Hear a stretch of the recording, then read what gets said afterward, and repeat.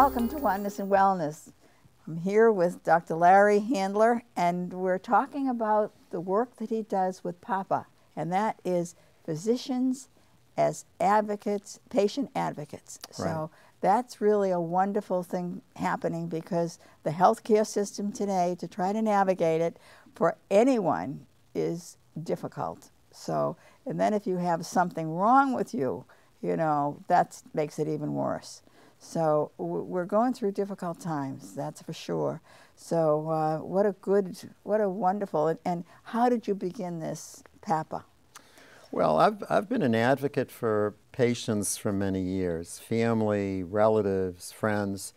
It just seemed natural to me that even before the healthcare system deteriorated, when people are diagnosed or they're having illness, just by the psychology of illness, they become vulnerable, passive, worried, anxious.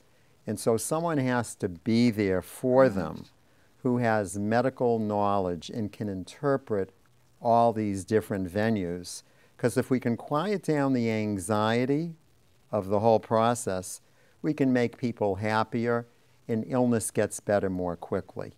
Right. And so that's how I got started in it. And frankly, it gave me so much satisfaction that several years ago, as the health care system deteriorated and I saw things happening that were not good, I developed it into a business as a consultant. So people will contact me with active problems, whether they can't get to see a doctor, they're in a healthcare plan where they won't allow them, quote, out of network to see the doctor that they want. They're in the hospital, they're not getting better. Their mother's in the hospital, nobody's telling them what's going on, and she's getting worse. Or they don't know what doctor to pick because of all the modalities. They don't know what health care plan to pick because some of them are restrictive. So in advocacy, we do so many different helpful plans, but all of it's done to make people feel comfortable and safe, that if they have a problem, then there's someone there for them. Right. Oh, so good. Well, you know, I have a personal story. You know, a few years back, I was running running up the outside stairs, and I didn't realize that one of the steps had been replaced, and it was slippery, and I slipped and whacked my nose, and I knew I had broken my nose as soon as and then the blood was coming out. So then I had to go to the, emergency room and have it at least stop the bleeding. And then they said, come back, once the swelling goes down a week or so, and see this doctor, and he'll be able to help you to get it fixed. So I go back to see the doctor, and he said, well, I have to take you have to go under, in the operating room. And I said, really? And there's pre-op, you have to go through pre-op, and you have to have all these tests. And I started one test and finished it, and then I said, I am not doing this. I'm getting a second opinion. And I called a friend of mine whose husband is a doctor, and he said, I have a good friend over in Brookline. I'll call and see if he can take you. Called, got me an appointment like the next day. I went over to see him, and it was like very casual. Now, he did a lot of plastic surgery. He was known for that. He's very well known for that. But I came in, and he came in and took a look at it, and he said, well, you're going to have it fixed. He said, you can go back to the doctor that you saw over at the hospital, or you can let it go for a while, and it's not going to fix on its own, or I can do it right now. And I said, so I said to him, what are you going to do? Give me a glass of whiskey and a piece of wood to and he started laughing. He said, no, it's not going to be that bad. He said, and he showed me this little tool he had, and he said, now we're going to practice breathing, and then I'll take care of it. I'll put a cast on afterwards. So I didn't even really feel it, and he, snapped it back or whatever he did, and then he put the cast on. And then, I don't know, it was on for 3 weeks or something, and then I came back to see him. But that was because I spoke up and asked for a second opinion and didn't go through that whole other process.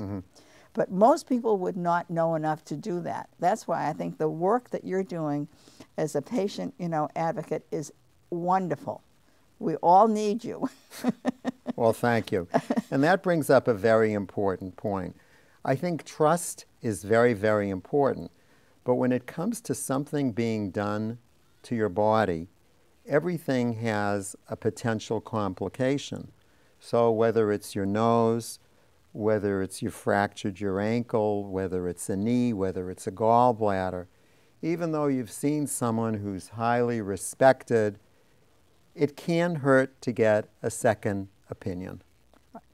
The second opinion may confirm the first opinion, and then one feels reassured. But I can't tell you how many times I have had my patients, clients, come with a diagnosis and they recommended surgery, that we sought out second opinions, and we did all sorts of maneuvers ranging from injections, acupuncture, all different types of modalities, and the patient didn't have to have surgery. Right. And you know, I read your website, and you'll be telling our viewing audience your website, but on the website, the testimonials where people said, I didn't have to have surgery. I got this second opinion and was able to avoid surgery. And for me, that's, I mean, you read about all the terrible things that happen to people when they have surgeries, that is important. Right. But you have to be able to have an advocate for you, because Right. I know my mother-in-law, she would let them do anything. You want to cut my arm off, doctor? You know, okay, go ahead, because it was the doctor. You know, but I think that's so, to have an advocate who would go and see about a second opinion, I think that's really so important. Right. And it's also arranging the second opinion and getting the right second opinion. Exactly. So, for example, I've had patients who've had ankle fractures, and their primary care doctor will send them to a regular orthopedic doctor in the health plan, who does ankles and knees and hips and so forth and so on. And most people don't know that surgery on the ankle or the knee is so technically difficult that it should, if they can, be done by someone who only operates on the ankle and the foot. And at most downtown hospitals and medical centers, they have many people who just do ankle and foot, just do knee. And I've had several of my patients refer to these people, and the results are unbelievable. So that type of knowledge of being able to access the right type of doctor, Absolutely. and get access, because a lot of health plans will say, he's out of network, she's out of network, but things can be changed. You can get referrals to go out of network, and we can get people to the appropriate doctor in a very timely fashion. That is so important. That is so important. So the work that you're doing now, do you work alone with this, or do you have? No, I work with a group of physicians. So, for example, let's say someone comes with a heart problem. Okay, I'll refer it over to one of my heart advocates. Okay, or a pulmonary or a prostate. So there are several people. I also work with several social workers and nurses who can do a lot of the research, and because a lot of times, especially in elderly patients, they are at the highest risk because, Right. you know, because of the healthcare system, they want to get them out of the hospital ASAP, and they're not ready to go out of the hospital, so they need an advocate. Or if they need an intermediate place to go, we need to have a social worker accessible to find the best place for them to go, where they're going to get the best care. So advocacy is not just looking out for one thing or another. It's a complete picture of taking care of the whole person. Right. Because there are so many Yeah. situations that are prone to problems. Right. I have a friend now, just recently, she just went for her annual checkup, and somehow or other the doctor wanted her to do, to have an MRI, which she did, and she said, there's something that's showing up on your kidney, and it turned out that she had a growth, And so they said, we're going to have that, you have to have that taken out. And of course she was like, I only came in for my, I wasn't in any pain or anything, and now you're telling me that I have to have this operation. She had the operation, but they wanted her to leave the very next day after the operation. And she said, I couldn't even see right. And I said, well, I have to stay an extra day. And this was a very good hospital. I'm not going to mention the name of the hospital, but so she said, so she stayed the one day and she still felt terrible, but she went home because she said it was like craziness in the hospital. She wasn't getting any sleep. So she went home, but she was in a friend of mine, another friend, stayed with her and said she was screaming in pain, and she was at home. So there's a perfect example of, I think it's very helpful for people to understand some of the inherent problems in the healthcare system today. A lot of them stem from the way insurance companies reimburse hospitals and physicians, okay? So hospitals are paid on the basis of a term called DRGs, which means if a person comes in with pneumonia, they're given 2 days in the hospital. If a person comes in with a stroke, they're given X days in the hospital. That means that if they stay 2 days, the hospital may make money. If they stay 8 days, the hospital will lose money. Now, that's not saying that the hospital is intentionally doing anything wrong, but they feel if they can get the patient out sooner. So the insurance companies are creating scenarios for the hospital that are interfering with appropriate health care. Now, on the physician side, physicians are now all grouped into big organizations called accountable healthcare organizations. So we have Partners, we have NEQA, which is Tufts, we have the Beth Israel Group, and all of these groups negotiate with the insurance companies for reimbursement for, let's say, 12,000 patients. And the insurance companies will tell the healthcare organization, we're going to give you $2,500 per patient on capitation.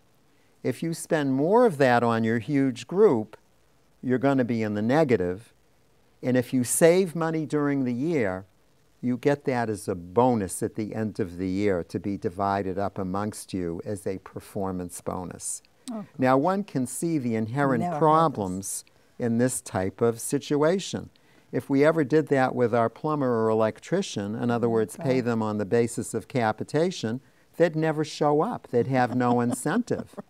And so that's why it's very difficult if you belong to the Beth Israel group or the Tufts group or a certain group. They don't want to give you a referral to go out of network because they're going to lose a lot of money. Even though the better physician for you may be out of network. And this is why you need someone who's on the inside to advocate for you. To advocate and get you where you need to go, to get you better as quickly as possible, and to relieve the stress of all these other things so that you have the right person doing the surgery and you have peace of mind. Oh, absolutely, absolutely. Well, I think you're like a gem. I don't know. It's a passion. It's a passion, I'll tell you. When I do it, I get a feeling in here of I've made a difference. And, and I think it's important for anybody in life, no matter what they do, to have the feeling I'm making a difference. Exactly, exactly. No matter what I do, I'm making a difference for the world, because that is such an empowering feeling of giving and taking care of oneself. Exactly. And so, initially when I went into medicine, I was helping people, and I've helped hundreds and thousands of people over 40 years.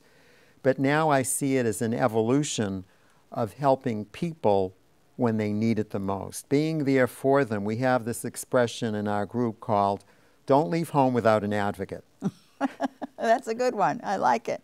Well, because I've had people call me. I had this one client called me 6 months ago. She had had surgery on her ankle, and she fell and she twisted it, and she was worried that the plates or the screws came out. So she was going to go to the medical center where they did it, and her doctor wasn't around. So we Skyped, and she showed me a picture of the ankle, and it was swollen. So I sent her to an X-ray place in the hospital where she could bypass the emergency room, saving her $500 and 8 hours of waiting in the emergency room. I got the X-ray reading in 15 minutes, and then I called up the orthopedic doctor who did the surgery and showed it to him. And think of what we helped this woman with. Through. You navigated the whole. We navigated it, and we system. Just went straight. Instead of having her agonizing in an emergency room, seeing a resident or a nurse practitioner in the emergency room, and maybe not even getting to see the orthopedic doctor that day. It was a weekend. Wow. Oh, yeah. Forget about it on a weekend. Yeah, that's amazing. So you're like the miracle worker. Oh, my gosh. It's fun. I look at it as fun. Isn't that good? That's so good, honestly. That's so important because, you know, even as we're sitting here and I'm thinking of so many people who've gone through different, you know, I might have to make an appointment for you. I have a problem with my knee, and I am saying I'm not going to have it operated on. Oh, God, no. I'm doing it. I do the yoga. I do, you know, what am I trying to say when they put the needles in you? Acupuncture. Acupuncture. I do acupuncture, and you know, and it's okay. And because I read about these operations, and I say, oh my gosh, I don't want to do that. There's no simple operation. Every operation, no matter what they tell you, any operation with anesthesia or anything, you're going to feel tired for 2 weeks. I mean, it just totally takes you from stability to out of whack. Out of whack. I know. When I keep thinking that, and I said, you know, it's not that bad. You know, I find I get a lot of help with the non-conventional ways that I'm dealing with it. So that's good, you know. And I never even mentioned that to my doctor. I said, because she'll be, you know, you got time for an MRI, and oh, let's see if you've got osteoporosis. And I said, probably I do, but you know, it's okay. So anyway, well, I think what you're doing, I was reading about your website from Papa, and I thought, oh my goodness, just the way that, you know, you work with not just the patient, but the family. Absolutely. And helping that whole family to understand, you know, and, you know, and I'm sure there are a lot of situations that it's really difficult for family members. They want to do the best for the person, and they don't know what is the best way. So. Well, one of the most fascinating things I will tell you about family situations is one of the most rewarding I've had is end-of-life situations where families have an elderly parent and several suggestions have been made by several different doctors, and the family cannot agree for many, many different reasons. And so what I do is I hold a meeting or an intervention, and normally what I'll do first, of course, is go in and speak to the patient and find out what are they looking for, what is true in their mind of what they would like to see happen, present the options to them, and present what's going on in the family. And after a discussion of my finding out what the person's desires are for themselves and for their family, I'll go back to the family and have a meeting with the family and say, this is what your mother or father really wants. The truth of the matter is that some of the treatments are temporary and the long-term outlook is not good. So for your mother's sake, can we all come to an agreement and come together so that she can move on with dignity? And it's a very, very transformative experience, not only for the family, but for myself. And, absolutely, absolutely. I want you to tell our viewing audience how to reach you, Larry. I know. Okay, well, the organization is called Physicians as Patient Advocates. It turned out that we call it PAPA because that's what my daughter Danielle has always referred to me as endearing. And I can be reached. The email is info@papamd.com, and my website is www.papamd.com. So if you put on your address bar just papamd.com, you'll come to the website. The phone number you can reach me at is 508-651-1998. I'd be happy to talk with you or Skype with you to find out what the issues are and present a format. Again, everybody can benefit from an advocate, whether it's a choice of a doctor or a choice of an insurance plan, but you never know when you're going to have an issue, and I think it always helps to have someone on your side who can be empathetic with you. For sure. And can navigate that healthcare system, which is not an easy thing to do. We all know that.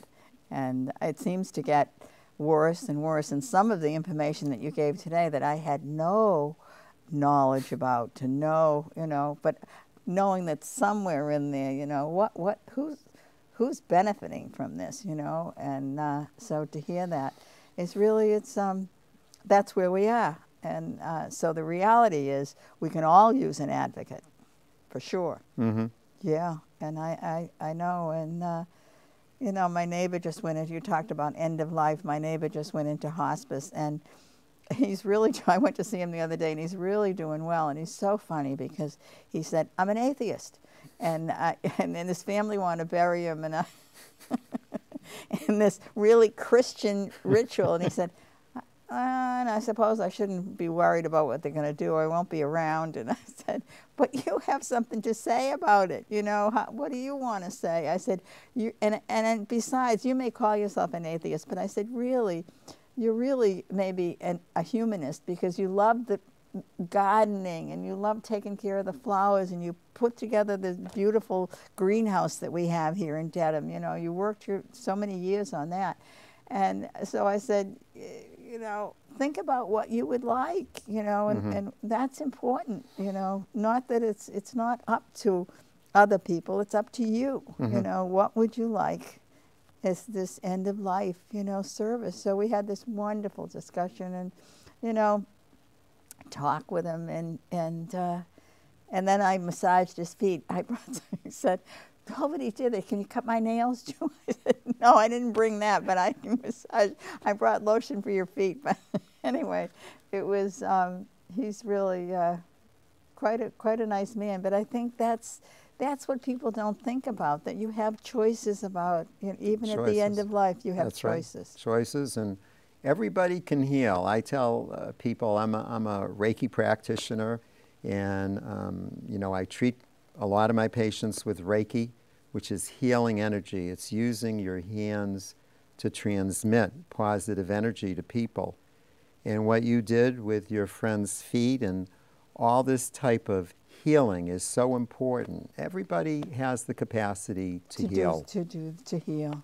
Well, thank you so much, Dr. Larry. My pleasure. It's been really a pleasure having you on. I love your attitude towards life and the benefit that you're giving for so many people, the healing that you're sending out to so many people. So keep up that work, and I know that there are viewing audience, there will people that will want to contact you for sure. Thank you again. Thank you for having me. Oh. It's a pleasure. Namaste. Namaste. Namaste.